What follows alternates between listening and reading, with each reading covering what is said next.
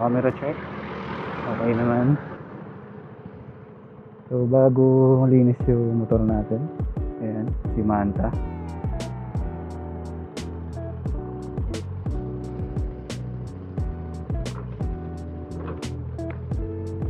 Ngayon ay 3rd PMS.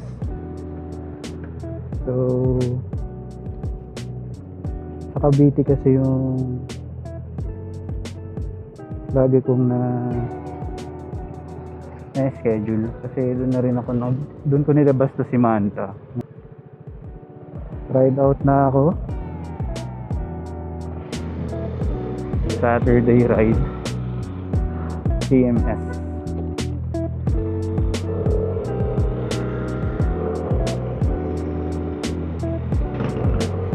Ang ruta ko dito sa may Moonwalk. Then lalabas ako ng C5 na may ulit yun, malapit sa airport, and then Aguinaldo Highway na.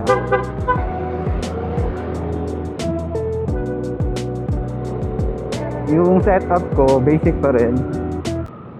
Nakamount yung X5 dito sa side mirror ko. Yung mounting nito, nasabi ko na sa nakaraang video, nabili ko rin ito sa shop ng Insta360 mismo.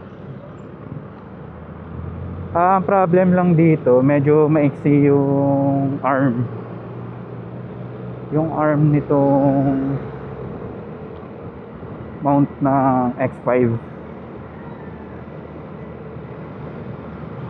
Pero kung pang vlog setup lang naman, hindi mo kailangan yung wide shots. Kasi meron itong invisible stick pwedeng ilagay dito. Ngayon, trinay ko na yon. Medyo hindi ako kampante kasi magalaw. Gawa ng yung mounting niya ay ball pa. Ball mounting yung clip-on niya. Hindi tulad sa iba na nakaipit talaga yung selfie stick. Parang nakaganyan, nahawakan. Ito kasi threaded Ito-thread mo yung selfie stick dito.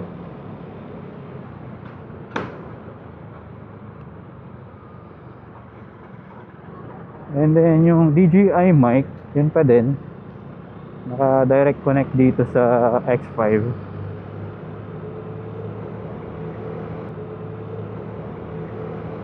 Yung receiver, and then yung transmitter naman dito pa rin sa may helmet ko, sa clip-on ng helmet, nakasuksok.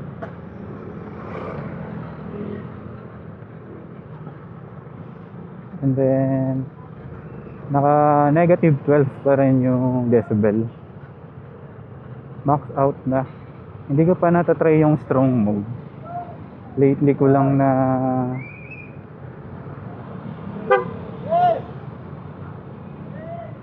napansin pag natakbo na ako ng 80 kilometers per hour.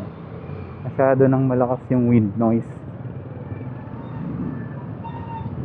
Or isa pa, hindi talaga siya capable dun sa wind reduction. Pero soon, itatry ko yung strong mode. Dito, liliko na ako dito sa may Russia. Patumbok na to na ang moonwalk. Itong straight. Left side.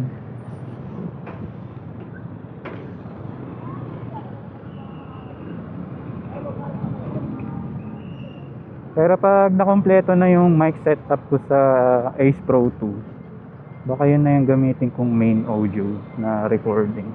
Tapos itong DJI mic mini, pinag-aaralan ko kung ilalagay ko malapit dito sa engine para maganda yung recording. Dalawa, isang audio dun sa engine, saka isang audio sa akin sa mic dito sa may helmet.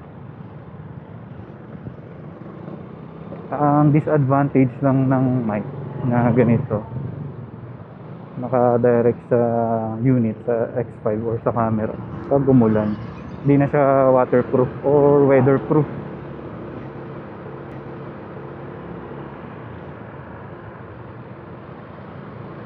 Pero pwede rin naman mag-connect through Bluetooth. Baka ganun na lang ang setup kung sakaling umulan, abutan ng ulan sa daan. Yun nga lang, hindi ganun kaganda yung quality ng audio. Ang settings ko naman sa camera, both camera, itong main ko tsaka itong secondary, si Ace Pro 2 tsaka si X5 ay 4K resolution, then 60 fps. Tapos naka-on yung HDR, and then yung settings, normal video mode. Sinutdown ko man na yung pure video mode, kaya maganda lang siya sa low light.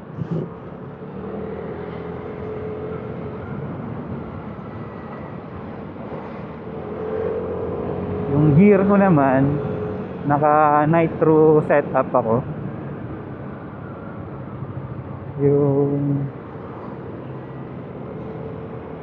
Yung riding jacket ko na padded, nagamit ko na to nung nag-tarlac ako. Meron siyang 5 na padded, isa sa likod, and then 2 sa siko, tapos 2 dito sa balikat. Ito, ipa-flash ko yung picture. Ito, yan, nilabahan ko na kasi ito, tapos connect ko rin yung mga padded ko na okay. Medyo mahirap pala ilagay kasi yung una chinecheck ko, safe ba, para kasing siyang yung materials na ginamit, rubber. Kaya pala rubber, para pag tinanggal mo at ibabalik mo ulit, madali lang.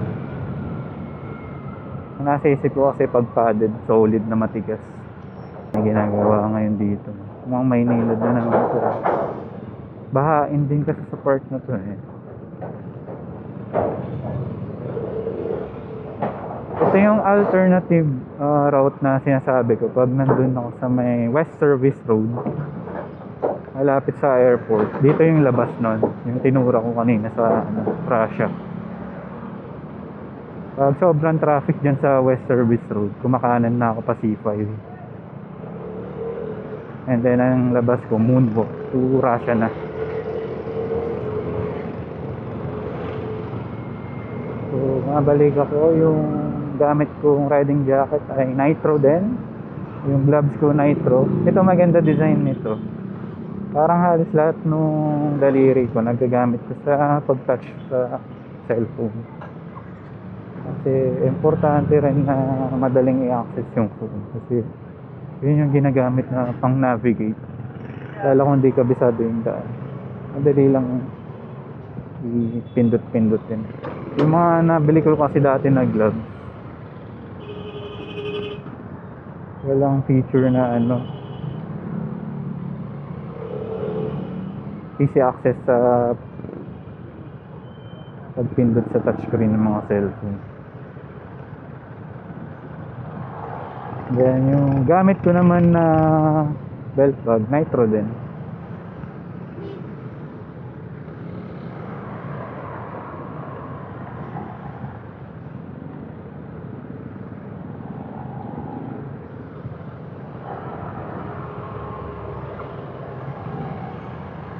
Medyo traffic nga lang dito.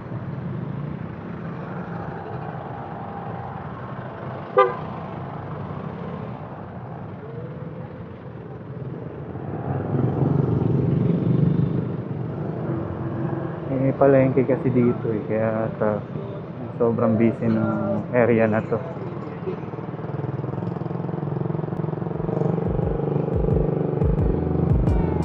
Maraming salamat nga pala sa mga nag-subscribe sa akin. Meron na akong 14 subscribers.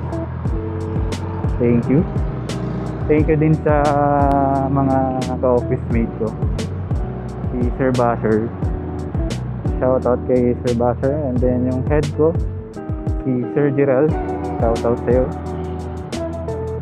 Soon, meron siyang TikTok shop kasi. So soon, pag meron akong mga order ulit, lalagay ko sa description yung link para doon kayo mag-order sa shop niya. Tulungan din natin yung shop niya na mag-grow.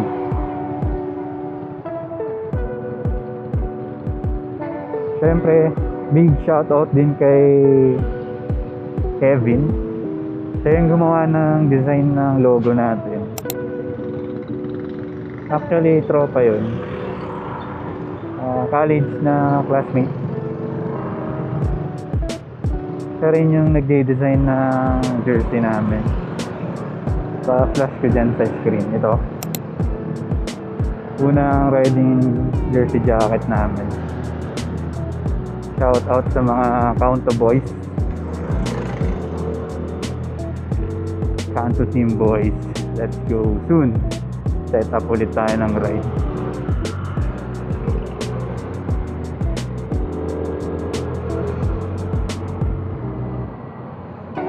Check natin si Boss Renzo, baka nasa Tagaytay.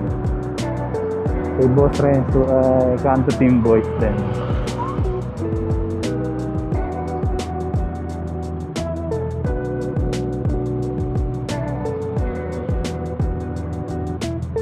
Sila yung kasama ko pag nag-ride ng tropa. Tapos separate pa yung tropa sa Southside Vespa Club. Shoutout sa Southside Vespa Club kung sakaling mapanood yung video na to. Thank you sa pag-invite sa akin. Lalo si Sir Bong na nag-invite sa akin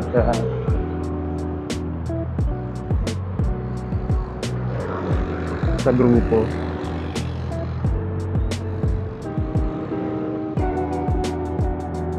Okay ang community ng Vespa. Very solid. Tapos maaasahan. Malapit na ako mag-exit ng Ulmo.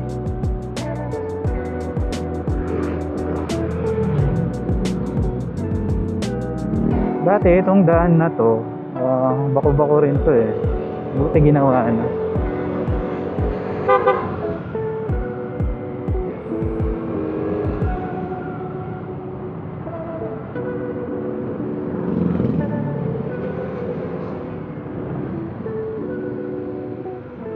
Ang third PMS ko ay naglalaro sa 6,600 kilometers.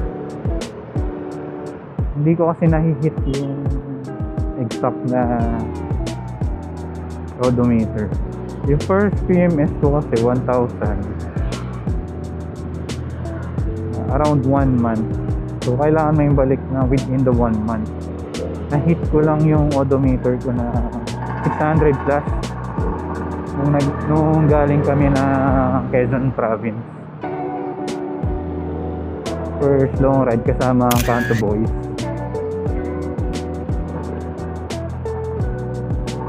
Pagbalik ko ng Maynila, nagantay na ako ng OR.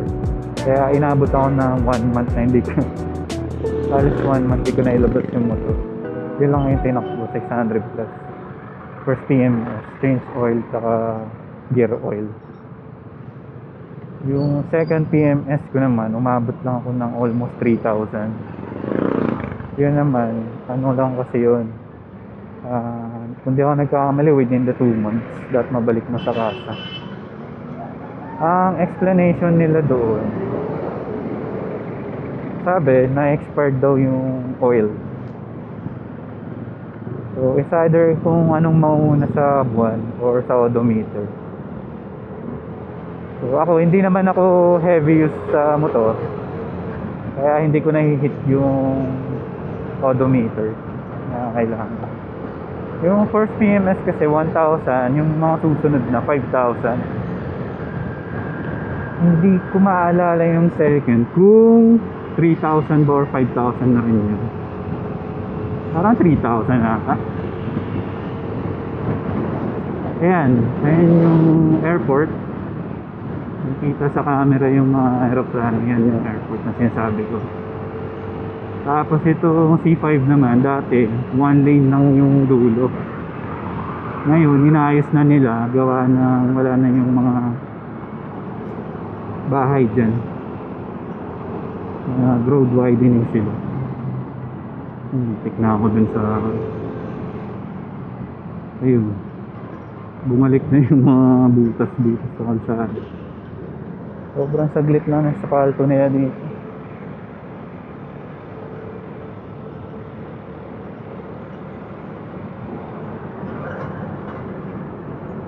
So pagka nandyan, Naiya Airport na yun, dire-diretso tayo. Ang next na natin dito, Aguinaldo Highway na. And then intersection papunta na ng Cavite. SM Sukat. Paglagpas ng SM Sukat, okay na dito. Dito yung favorite part natin. Mapuno na, ayan. Puno na dito eh. Medyo malamig na rin.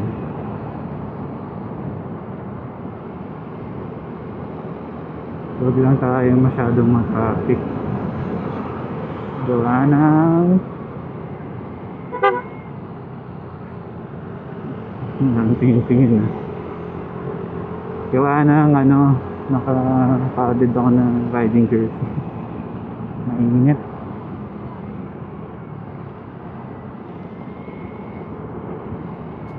Ang gas ko ay 6 bars pa rin. 1 bar pa lang yung nababawas. Kakapagas ko lang yung Tuesday yata yun. Yung isang vlog ko dun sa may Petron sa EDSA.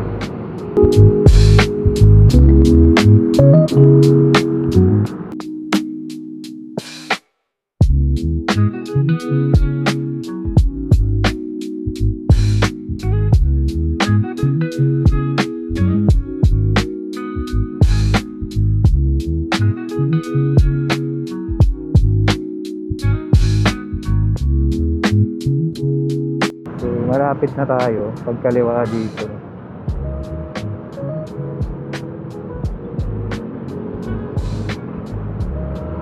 Cavite na to eh. 19 minutes na lang yung biyahe natin.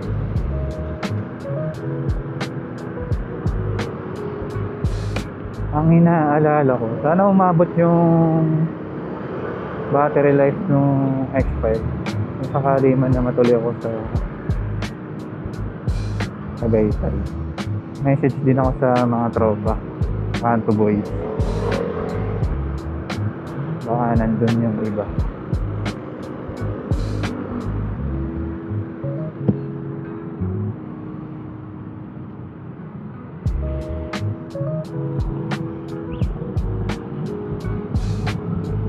Yung Southside Boys, may rides din ngayon. Nasa Tagaytay din sila eh, kaso maaga. Breakfast ride. Di na ako nakasama. Gawa ng, nakaschedule ako ng PMS. Ito lang kasi yung time ko eh. Bukas, family time. Sunday, family time.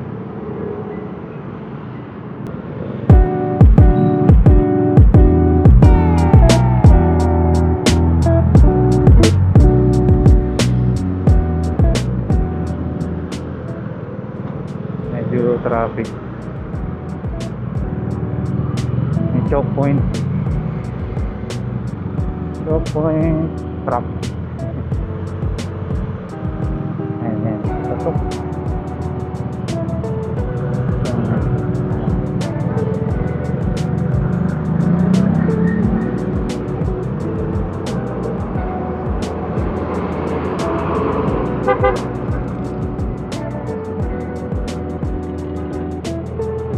Daming motor shop dito sa street na to.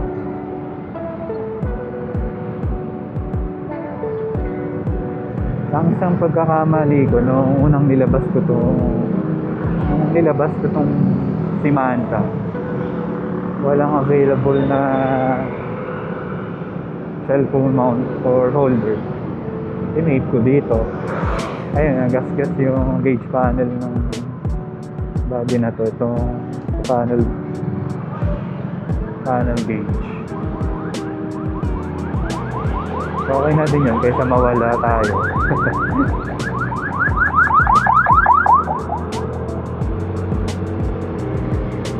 Let's go.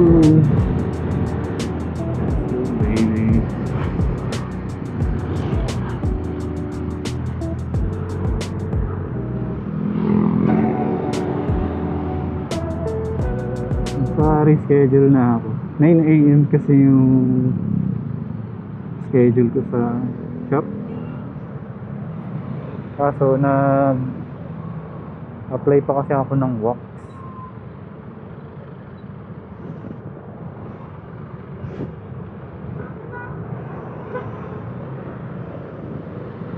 Muntik na ako mapa-left turn dun ah. Left turn only pala.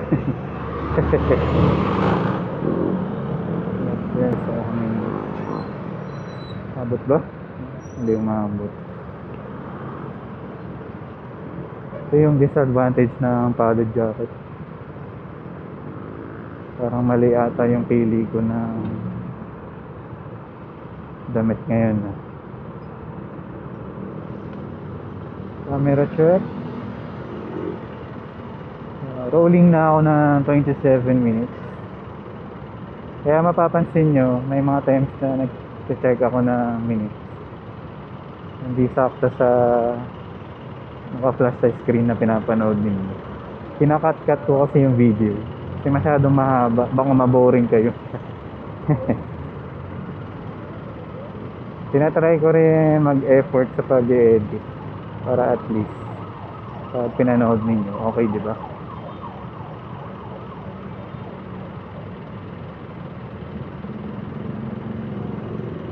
Ano kayong bridge to?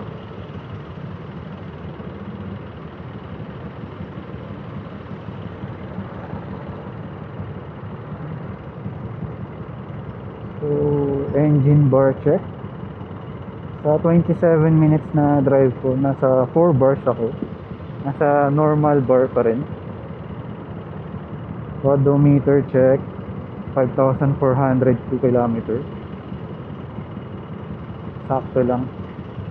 Kasi yung third ko naman ay 6,000 plus.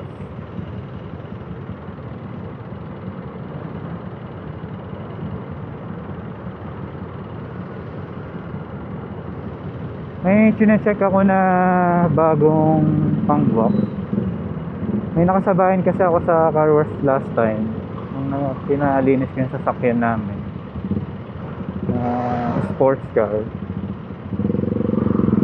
Meron siya dala-dala na Soft 99 yung product. Ang pangalan ay Soft 99. Meron din siyang mga steps o iba-iba. Ang pinakita niya sa akin 3 steps. Napicturean ko yun, alam ko eh. Hanapin ko sa cellphone. Ipa-flash ko na lang dito sa video pag nakita ko. Mukhang okay kasi hindi siya liquid type.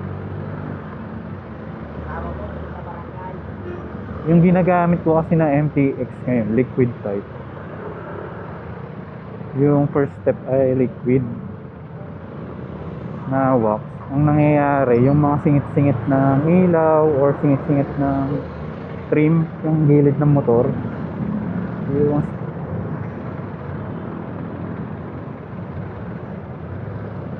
basta yung mga singit-singit na lalagyan ng wax tapos namumuti, lalo pag sobrang dami yung pahid. Minsan hindi maiwasan sobra.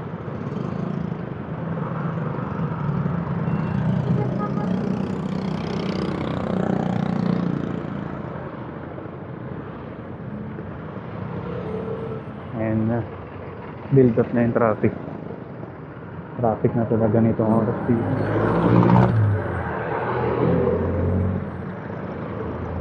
Buti na lang yung mga wax na yun natatanggal ko pa rin kahit pa paano, gawa nung binili kong pressure washer. Napapasadahan ko na buga, mabawasan. Maganda yung sabon na ginagamit kong MTX. Car wash and wax na yung pangalan. After ko mapatuyo, pintab eh. Hindi ka nga maselan sa paglilinis, pwede mo nang hindi pahiran ng wax. Pero since maselan tayo, pahid pa rin ng wax, syempre. Para pogi din makintab, di ba?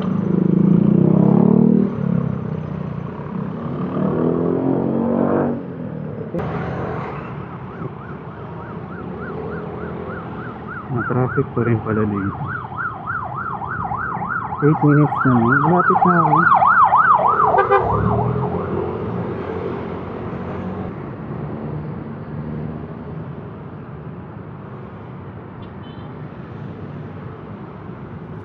Malamig kaya sa Tagaytay ngayon? Check natin. Pala itong padded na jacket, meron akong dala-dala ko yung raincoat nito just in case umulan. Yun ang susuotin ko laban sa lamig.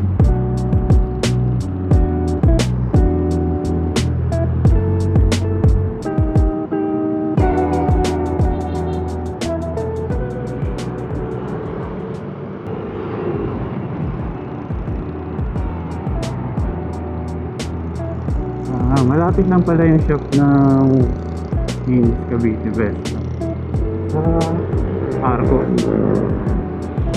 Ano yung Arco ng Imus? Welcome to City of Imus. Let's go.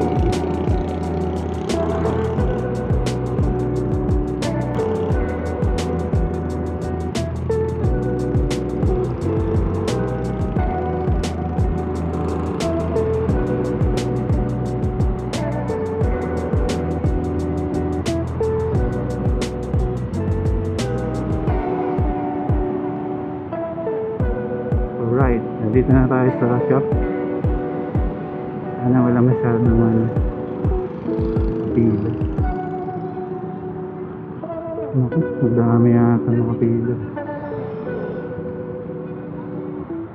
Dito ata si Reed Ito sa Manto South. Nandito nga ito yung motor niyo. Ayan o. Southside Vespa Club. Si Boss Red. Kasama ko yan sa grupo sa Southside Vespa. Nasa loob show. Dito rin pala siya nagpapapinas. So dito na lang. Mamaya na lang ulit. Kita-kit. Ride safe. Manta out.